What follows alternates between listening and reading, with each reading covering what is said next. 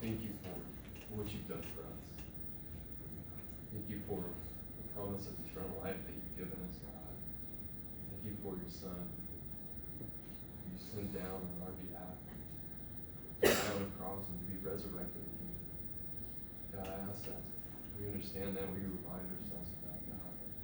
That's why we're here, united under that truth, God, because you were so good and you were so kind and merciful. I pray that we worship you for who you are, that we understand the truths that you have for us in your word. So God, I ask that you use Bruce as an instrument of your word, that you allow him to teach things that are true, that only point to you, God, and that is true to your word that you've given us, God. Last when we look at this book that we're studying, God, allow us to see how you've designed us to be and how you've designed things to be, God, for you, for your word, for your glory, so that we can live our lives in light, God. Thank you for what you're doing now, and thank you for what you will be doing, God. Just allow us to enjoy this time, though. Let us not forsake you. And I pray this in your Son's name. Amen. You guys can see.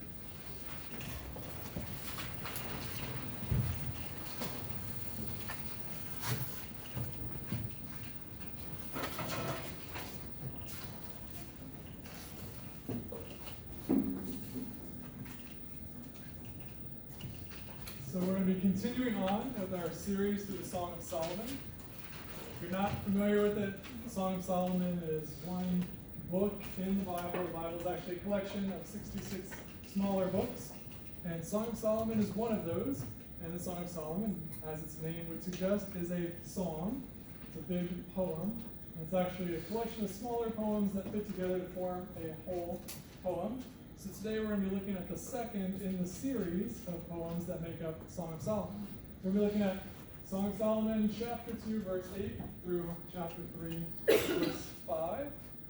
Our central idea, main point here, is that romantic desire between unmarried people is good, but we must be careful to guard against temptation becoming sin.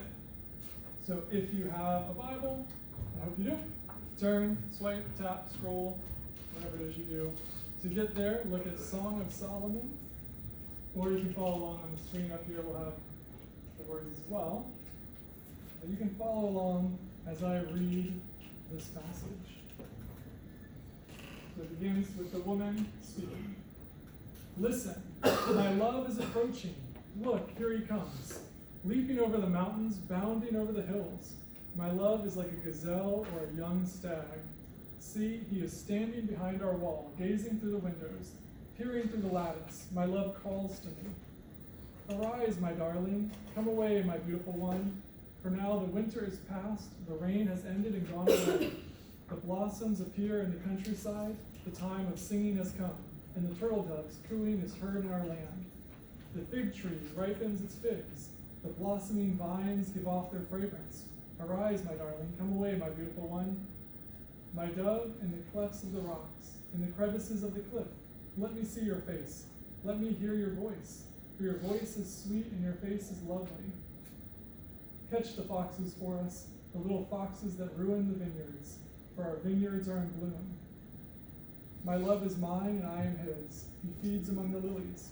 Until the day breaks and the shadow flees, turn around, my love, and be like a gazelle or a young stag on the divided mountains. In my bed at night, I sought the one I love. I sought him, but did not find him. I will arise now and go about the city, through the streets and the plazas. I will seek the one I love. I sought him, but did not find him. The guards who go about the city found me. I asked them, have you seen the one I love? I had just passed them when I found the one I love. I held on to him and would not let him go until I brought him to my mother's house, to the chamber of the one who conceived me.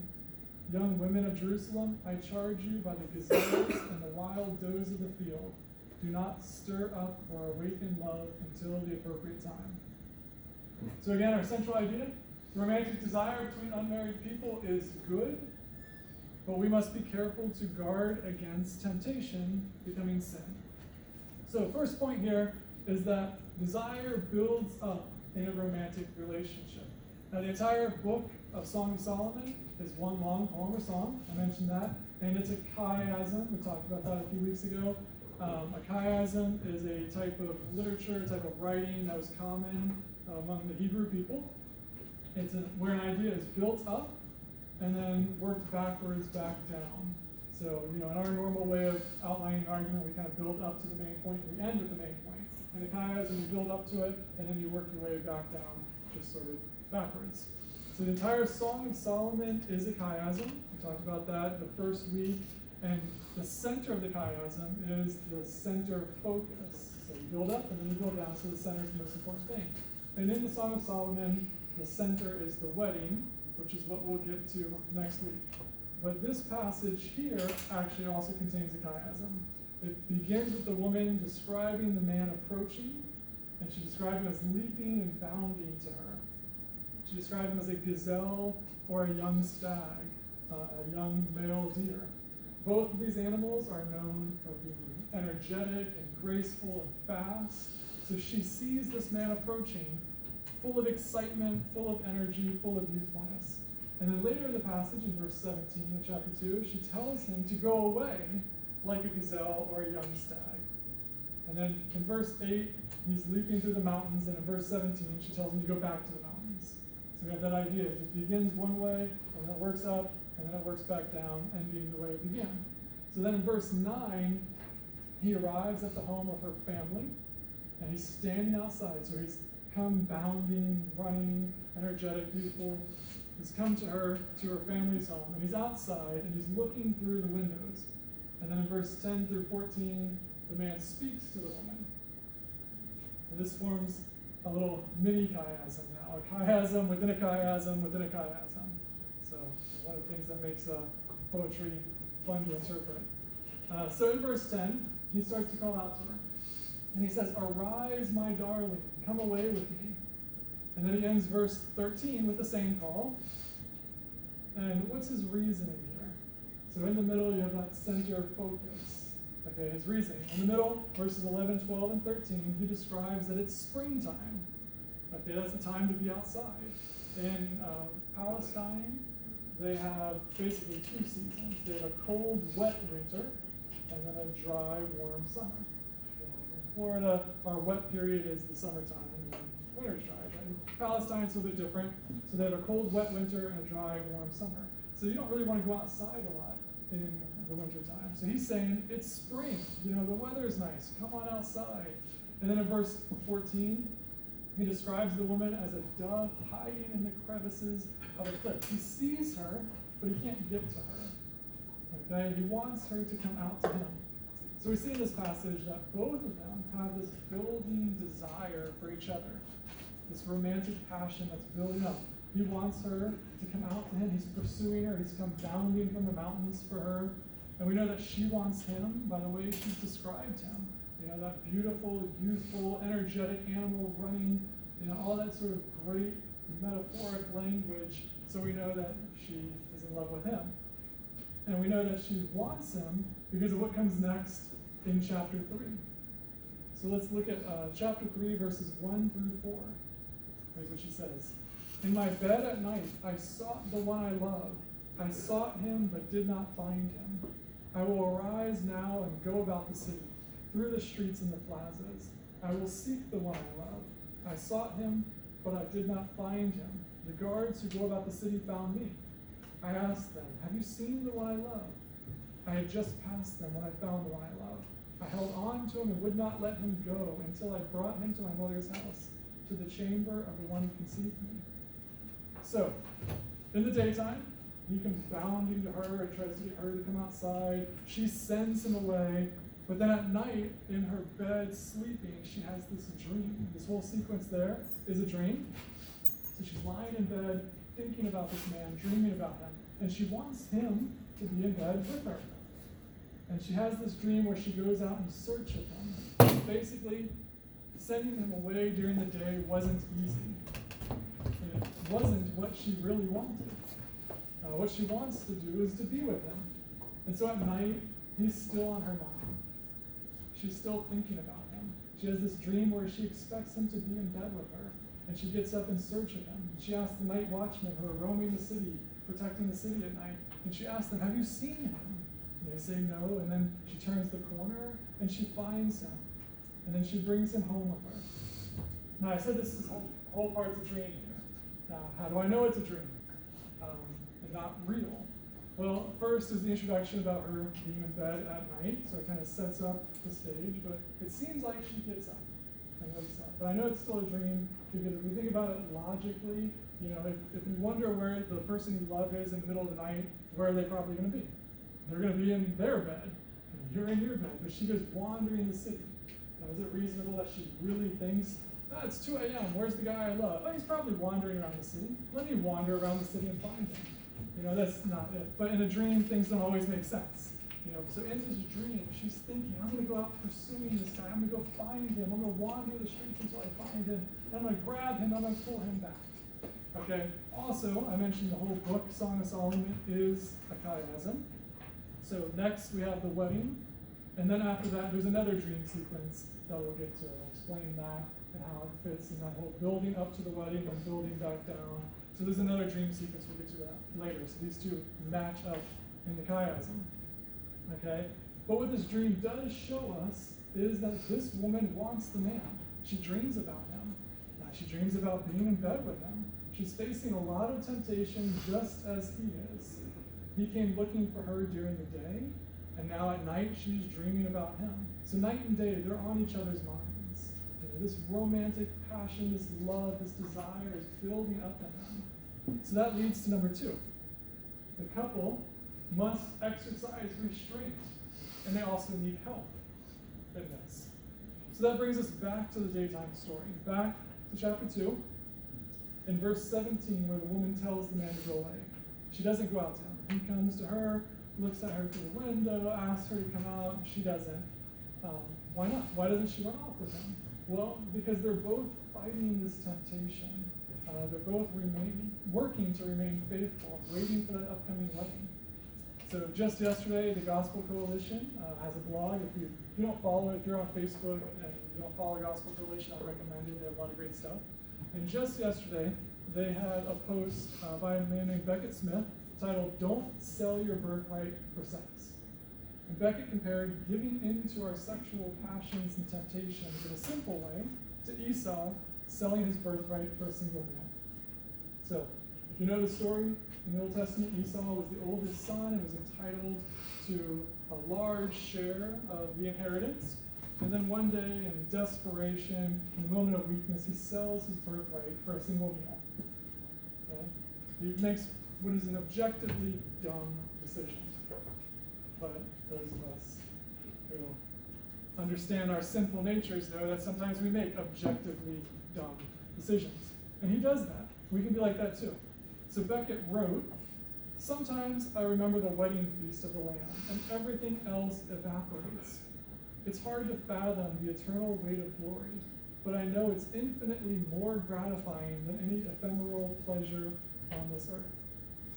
So he's talking about, while we face these temptations, if we remember that wedding that's coming up for us, that we talked about the last few weeks, that wedding in the book of Revelation, where we, as the church, the bride of Christ, will be wed to Jesus and spend eternity with him. If we think about that eternal weight of glory that is waiting for us, then these little temptations should lose their value to us because we are promised something so much more. In fact, Jesus promises that there's nothing we give up on this earth for his name, for his glory, for his sake, that will not be returned 100 times more in heaven. Okay, but we lose sight of that. Maybe we don't even believe that sometimes. Maybe we're like Eve in the Garden of Eden, and we start to believe that God is withholding something good from us. Okay? And we just reject God and go on our own way. That is the nature of sin. So we'd rather have that little bit of pleasure now than trust that what Jesus has for us is so much better if we follow him. And that post on the Gospel Coalition reminded me of a famous quote by C.S. Lewis. He had a book called The Weight of Glory, which that phrase, the weight of glory, was used in the post. And here's what C.S. Lewis wrote in The Weight of Glory. "It would seem that our Lord finds our desires not too strong, but too weak. We are half-hearted creatures, fooling about with drink and sex and ambition when infinite joy is offered us. like an ignorant child who wants to go on making mud pies in a slum because he cannot imagine what is meant by the offer of a holiday at sea. We are far too easily pleased. So, when we are faithful to Jesus and we resist those temptations to sin, we shouldn't be doing it out of sense of self-denial. We're not ascetics where we think if we deny ourselves pleasure, we'll somehow be more holy. We do it because we believe even greater pleasure is offered to us, so much more. We're not denying ourselves pleasure, we're seeking the ultimate pleasure. C.S. Lewis says, if we get distracted by, worldly pleasures, we're like a child playing in the mud who refuses an offer for a vacation because he can't imagine that vacation. He thinks he's having fun in the mud. And again, it's objectively a bad decision. We look at that and say, this kid just doesn't know what he's doing. But so often that's us. We lose sight of that eternal reward. When we keep that eternal reward in mind, we can give up, forego, turn away from sinful pleasures, not out of a sense of self-denial, but out of a sense of seeking something so much better. We do this believing that what God commands for us is good for us, and that he's given us what we need to be faithful. He's given us his Spirit. If we are Christians, we have trusted in him. The word says that he gives us his Spirit to help us, to give us strength, and to keep us on the right path. He's given us his word, so we read his word, study his word, and he's given us his church for accountability and community and encouragement. And that's an important point right there. We often think about the importance of the Holy Spirit and of the Word when it comes to fighting sin, but have you thought about the importance of the church in helping you fight sin? God has given us other believers to help us and to encourage us and to keep us faithful. So let's look at verse 15 of chapter 2. Here's what they say.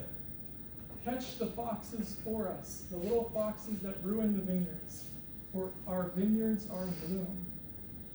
Now, in the original Hebrew, it's a little unclear who's speaking here. If you use the CSB, which is the translation I usually use, and ESV, which I know a lot of you use, it attributes this to the woman. If you use the NIV, it attributes this to the man. Because most of the Song of Solomon, we can tell who's speaking by the gender of the pronouns, whether the person is speaking to a man or a woman, or the person speaking as a man or a woman. But in this case, there's no personal pronoun other than us, and they're speaking to a collective, a plural. So it's a little unclear. And there is a commentary that comes from this guy named Richard Hess, who interprets this as being for both of them. And I'll get to that in a second, because I agree with that. But this passage here, Psalm 2, chapter 2, verse 15, is the center of that main chiasm. It's the point of it. This whole thing about this desire of the man and woman centers on this one verse. Okay? This is the center of the chiasm, with the man calling out to the woman to come to him, the two of them acknowledging a couple of things.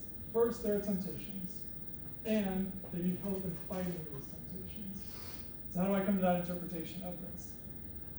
Well, the verse calls on others to help them catch the foxes that are threatening the vineyards. Well, vineyards is a metaphor for their bodies. The woman in chapter 1 talked about how she had taken care of her family's vineyard, and therefore she was darkened from the sun, her skin was darkened and aged, and she didn't have the ability to take care of her own vineyard. She's saying she couldn't take care of her own body. And vineyard is often used in that way throughout the Bible and here in Psalm chapter 2. So here, there are these little foxes that are threatening their vineyards, their bodies. Now, what are little foxes? Well, they're cute, they're playful animals, but they're also omnivore predators. They just destroy everything they can get to. They're always trying to devour, to harm. So they don't look harmful, but they cause harm. No farmer wants foxes anywhere near their vineyard or crops or animals, chickens, any of that. They want to keep foxes far away. They eat everything. So in chapter 4, there's going to be a reference to leopards and lions. Now these are animals that clearly are dangerous. But again, foxes, especially little foxes, like who's afraid of a little fox? It's a cute, fun animal. But this couple knows that these little foxes, these temptations that they're facing, while they seem fun and playful, they're dangerous. They're trying to fight these temptations, but they also need help from their community. And so they send out this call, catch the foxes for us, the little foxes that roam the vineyards, for our vineyards are in bloom. Now their vineyards, their bodies are in bloom, you know? These foxes, these temptations are ready to come in and cause problems, so they call their friends to catch the foxes and protect their vineyards. They want their community to watch out for them and help them in their fight for holiness. Both the man and the woman are responsible for their faithfulness and holiness, but God has given us community, other believers, our church, to help us be faithful and holy. And ultimately, that leads to point number 3. Jesus bought us and blessed us. There are a lot of temptations in the world, sexual temptations and all sorts of other types of temptations. And we must know how to fight those temptations. We deny ourselves seemingly good things, but we have to understand that they're not really good things. God's word is good. God's commands are good. So first we have to understand that our ultimate allegiance is to Jesus. So look at Colossians 3:23 real quick. Whatever you do it from the heart as something done for the Lord and not for people. So why do we work hard? Well, because we understand that ultimately all our work brings honor and glory to God. Ephesians 5:22. Wives, submit to your husbands as to the Lord.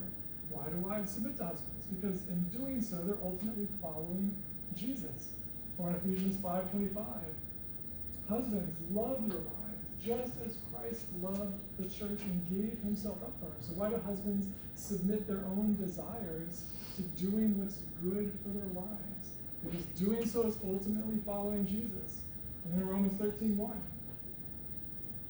Let everyone submit to the governing authorities, since there is no authority except from God, and the authorities that exist are instituted by God. So every one of these verses assumes that our ultimate allegiance is to God. Why work hard for human bosses? Because you honor God. Why do things for the good of others? Because doing so honors God. Why should you follow law? Because doing so honors God.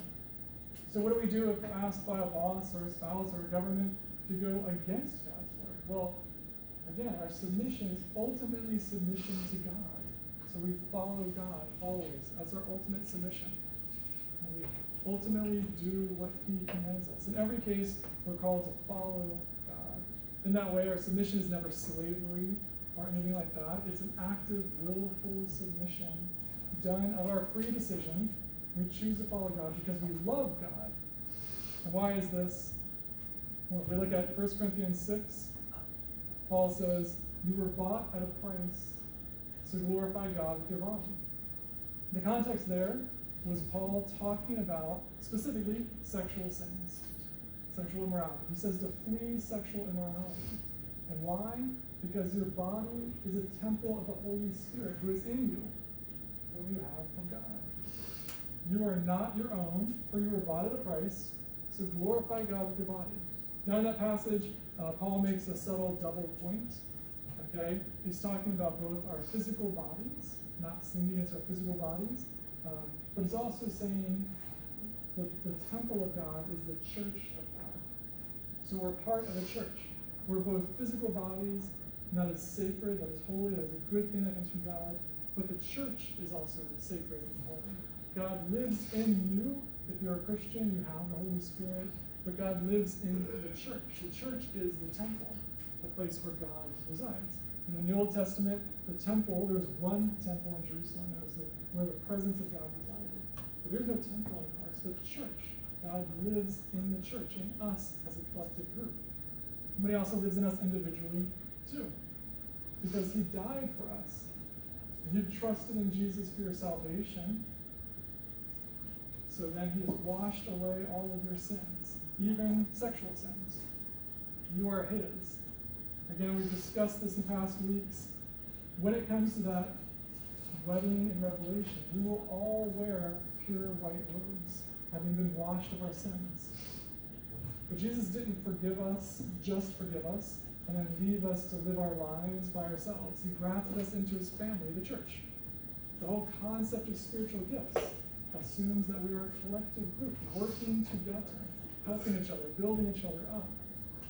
We're made to encourage each other, teach each other, keep each other accountable, keep each other on the path to faith, restore each other when we fall. Jesus blessed us with forgiveness, and he blessed us with our place in the church. And we see a hint of that here in Song of Solomon 2:15, where this couple is calling out to their Hebrew community and asking the community to help them remain faithful. And as part of the community themselves, they also offer, again, the advice, the warning, the wisdom that we saw last week at the end of the first section, and now into the end of the second section. So if we look at chapter 3, verse 5, the same warning is repeated by the woman to her friends. Young women of Jerusalem, I charge you by the gazelles and the wild does of the field. Do not stir up or awaken love until the appropriate time. So this couple is asking their community to help them, and the woman is again offering this wisdom to her friends. She's helping them. She says, do not stir up or awaken love until the appropriate time. So as Christians, we should take away from this a couple of things. First, if we're in a romantic relationship, we should expect that desire is going to build up in us. It's the way God has made us. This is a good, natural thing. And we should be prepared, though, to handle the temptations that come with that. We need to be able to fight those temptations. We need to have built up our commitment to follow Jesus, to be holy.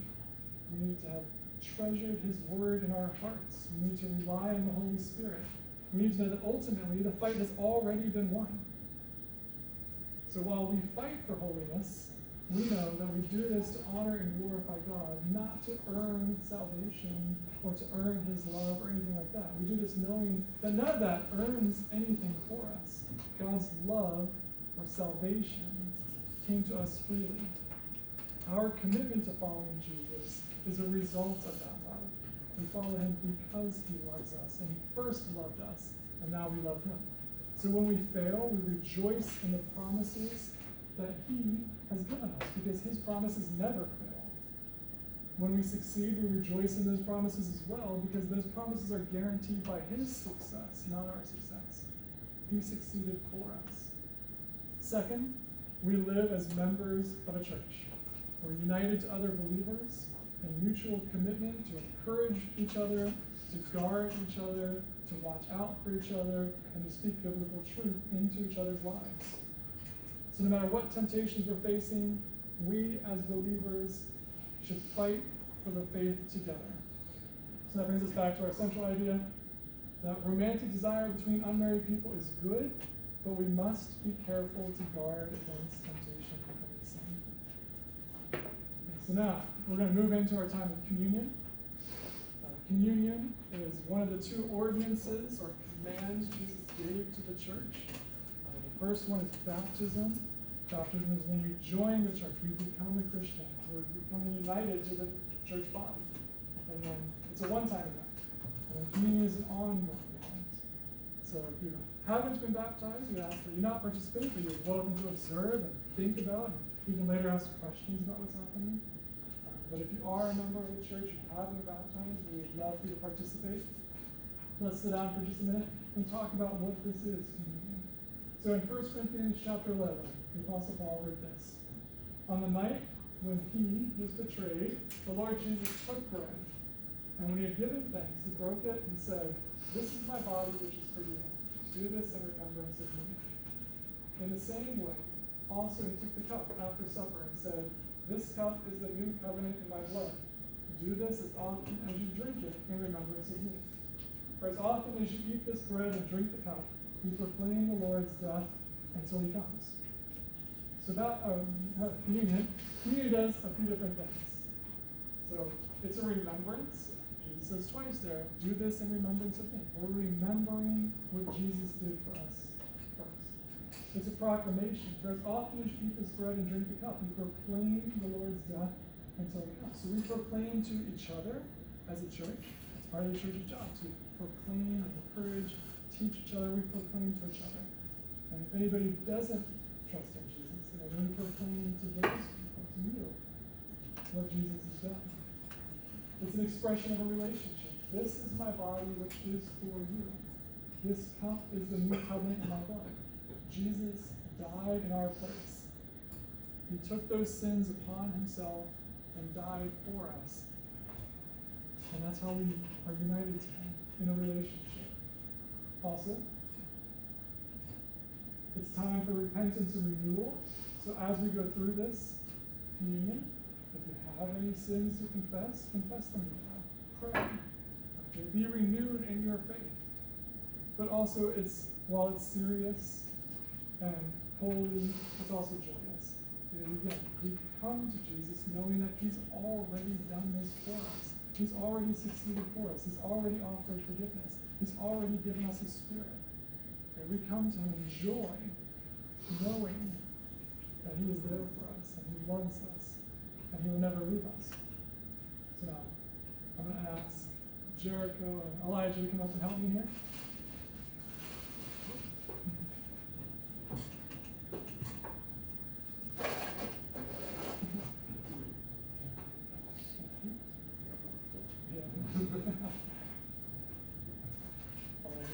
Cup overflowed.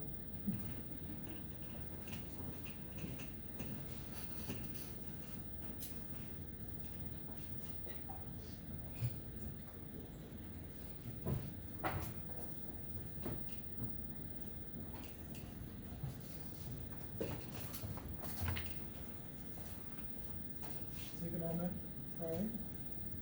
Thank God for his forgiveness in Jesus.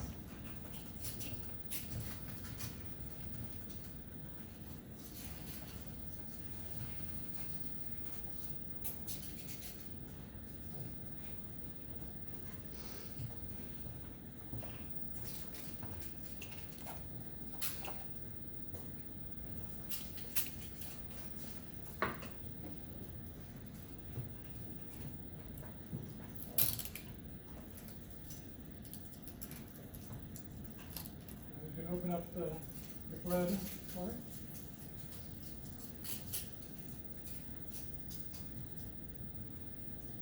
Consider Jesus' body given for you on the cross. And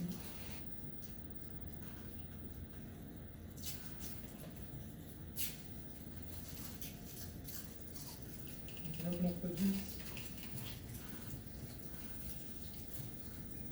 As you said, the cup is a new covenant in his blood. Drink.